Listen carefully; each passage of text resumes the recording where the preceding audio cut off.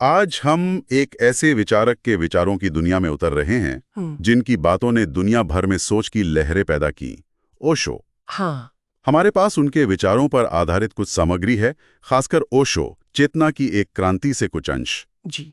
तो चलिए देखते हैं कि उनकी शिक्षाओं में आज भी क्या खास है। निश्चित रूप से ओशो, जिन्हें पहले भगवान रजनीश के नाम से जाना जाता था, वो 1931 में जन्मे एक प्रभावशाली दार्शनिक और आध्यात्मिक गुरु थे। उनके दर्शन का केंद्र था, देखिए, स्थापित मान्यताओं पर सवाल उठाना और सत्य को व्यक्तिगत अनुभव से जानना, न कि केवल विश्वास से। अच्छा। जैसा उनका एक मशहूर कथन है, सत्य को खोजो, विश्वास मत करो, अनुभव करो, अंधविश्वास मत करो। ये सीधी चुनौती थी, अब समझिए, पारंपरिक तरीकों को। हाँ, ये बात तो है। और उनके विचारों की गहराई तब सामने आती है जब हम उनके मूल संदेशों को देखते हैं। सबसे पहला और शायद सबसे केंद्रीय विचार, स्वयं को जानो। जी। ये सुनने में तो सरल लगता है, पर इसके मायने क्या थे उनके लिए? मतलब क्या कहना चाहते थे वो? हाँ, ये उनके दर्शन का, कह सकते हैं, आधार था। उनका मानना था कि असली शांति या समाधान वो बाहर की दुनिया में नहीं है, अंदर है, बल्कि व्यक्ति के अपने भीतर ही मौजूद है। उन्होंने कहा भी, तुम्हें बाहर कुछ नहीं मिलेगा, सब कुछ तुम्हारे भीतर है। तुम स्वयं ही मंदिर हो, स्वयं ही भगवान हो। तो उनका जोर इस बात पर था कि बाहरी गुरुओं या सिद्धांतों पर निर्भर रहने के बजाय व्यक्ति अपने अनुभव, अपनी अंतरात्मा की आवाज सुने। ये एक आत्म अन्वेषण की गहरी यात्रा है असल में। तो पहले स्वयं को जानो, और शायद इसी जानने की प्रक्रिया से जुड़ा है उनका अगला विचार, जो आज की भाग-दौड़ भरी जिंदगी में बहुत प्रासंगिक लगता है, जीवन को एक उत्सव बनाओ। हाँ, ये पारंपरिक त्याग और तपस्या वाली सोच से कितना अलग है ना? बिल्कुल। यहीं पर ओशो का दृष्टिकोण एकदम क्रांतिकारी हो जाता है।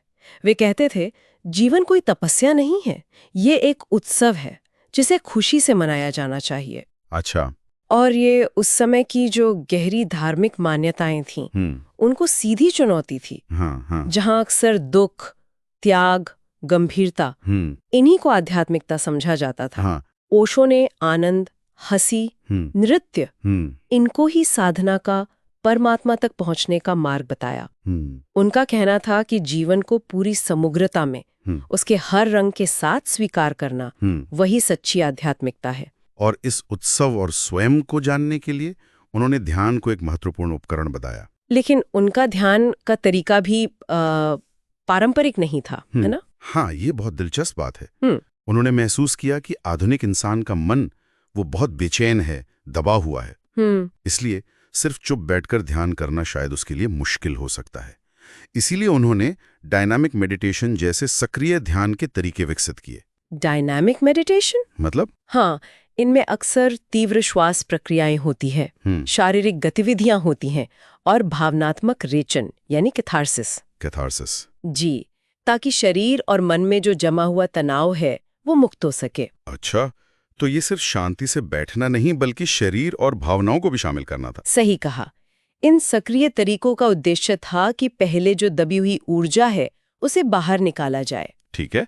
ताकि व्यक्ति फिर एक गहरे शांति और स्थिरता का अनुभव कर सके। उनका अंतिम लक्ष्य था साक्षी भाव में स्थित होना। साक्षी भाव? हाँ, जैसा उन्होंने कहा, ध्यान का अर्थ है अपने भीतर जाग जाना, न विचार, न भय, न कामना, केवल साक्षी भाव। तो ये साक्षी भाव क्या है असल में, कैसे समझें इसे? साक्षी भाव का मतलब है अपने विचारों, अपनी भावनाओं और शारीरिक संवेदनाओं को बिना किसी पक्षपात या जुड़ाव के देखना, बस एक तटस्थ दर्शक की तरह। जैसे कोई फिल्म देख रहा हो। हाँ, कुछ वैसा ही। या जैसे कोई नदी के किनारे बैठकर बस पानी के बहाव को देख रहा हो, बिना ये सोचे कि ये अच्छा है या बुरा, बस देखना। ये मन को शांत करने में मददगार लगता है। और ध्यान से जुड़ा हुआ ही उनका धर्म को लेकर नजरिया भी था। स्वतंत्रता ही धर्म है, ये कैसे समझा जाए? ये थोड़ा अलग है। हाँ, बिल्कुल। उनका मानना था कि जो संगठित धर्म है वो अक्सर व्यक्ति पर नियमों, सिद्धांतों और बाहरी सत्ताओं का बोझ डाल देते हैं, जो उसे स्वतंत्र करने के बजाय बांधते हैं। ओशो के लिए असली धर्म किसी बाहरी ढांचे या किताब में नहीं था। तो फिर कहाँ था? वो था व्यक्ति की अपनी आंतरिक स्वतंत्रता और अनुभूति में। उन्होंने कहा ना, जो तुम्हारे अनुभव से सत्य है वही तुम्हारा धर्म है, बाकी सब उधार का बोझ है। अच्छा, अनुभव ही धर्म है। हाँ, उनका कहना था कि ईश्वर कोई बाहरी सत्ता नहीं, बल्कि व्यक्ति के भीतर का ही अनुभव है, और इसे पाने के लिए किसी मध्यस्थ या संगठन की जरूरत नहीं है। ये व्यक्तिगत अनुभव और चेतना की मुक्ति पर आधारित धर्म था। तो कुल मिलाकर अगर हम आज के समय में देखें, जहां इतना तनाव है, भागदौड़ है, एक अर्थ की तलाश है लोगों में, ओशो के ये विचार कैसे प्रासंगिक हैं? क्या आज भी ये काम करते हैं? देखिए, उनकी प्रासंगिकता शायद आज पहले से भी ज्यादा है। चाहे वो भीतर देखो का संदेश हो, हाँ, जो हमें बाहरी शोर से हटाकर आंतरिक शांति की ओर ले जाता है, या फिर जीवन को उत्सव बनाओ का विचार, जो हमें वर्तमान क्षण में जीने और आनंद खोजने की प्रेरणा देता है। और ध्यान, और हाँ, ध्यान के माध्यम से अपने मन के पैटर्न को समझने और उससे मुक्त होने की तकनीकें, ये सब आज के इंसान की जो गहरी जरूरतें हैं, उन्हें पूरा करने में मदद कर सकती हैं। तो उनकी शिक्षाएं अभी भी जीवित हैं? बिल्कुल। उनकी शिक्षाएं किताबों, ध्यान केंद्रों और ऑनलाइन माध्यमों से आज भी लाखों लोगों को अपने जीवन को अधिक जागरूकता और आनंद से जीने के लिए प्रेरित कर रही हैं। और अंत में उनका मृत्यु को देखने का नजरिया भी अनोखा था।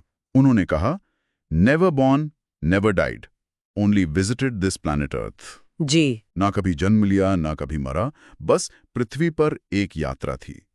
ये जीवन और मृत्यु को एक अलग ही रोशनी में दिखाता है ना? बिल्कुल। और यहीं से एक गहरा सवाल उठता है जिस पर श्रोता विचार कर सकते हैं। क्या?